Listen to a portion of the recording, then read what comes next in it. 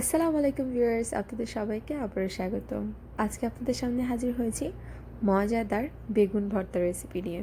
তাহলে চলুন দেখে নিই। প্রথমে এখানে একটি বড় সাইজের বেগুন ভালো মতো চুলায় পুড়িয়ে নিচ্ছি।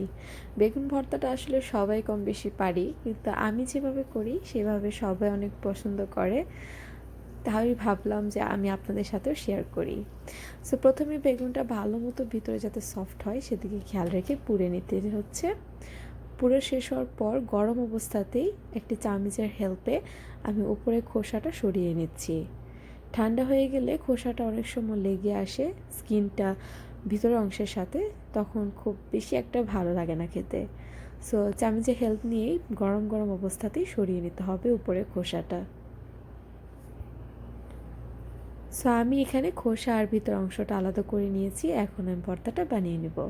সো এখন এখানে দিয়ে দিচ্ছি একটি ছোট সাইজের পেঁয়াজ কুচি, যেটা 1 কাপ পরিমাণ হয়েছে, আর দিয়ে দিচ্ছি 10 থেকে 12 পিস কাঁচামরিচ, হাফ কাপ পরিমাণ, আর দিয়ে দিচ্ছি হাফ কাপ পরিমাণ ধনিয়া পাতা।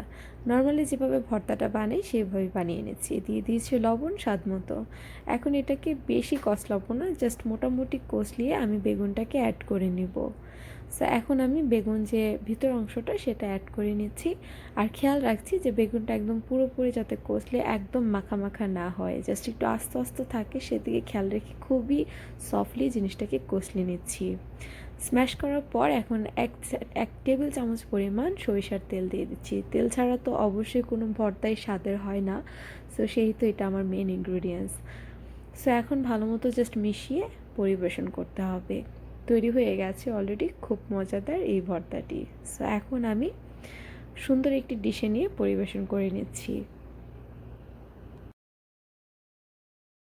খুবই ইজি আর সিম্পল ভর্তাটি, কিন্তু গরম ভাতের সাথে সেরকম লাগবে খেতে। আশা করি আপনারা অবশ্যই ট্রাই করবেন। সো থ্যাংক ইউ ভিউয়ার্স, আজকের ভিডিওটি এই পর্যন্তই। ভালো থাকবেন, চ্যানেলের সাথেই থাকবেন।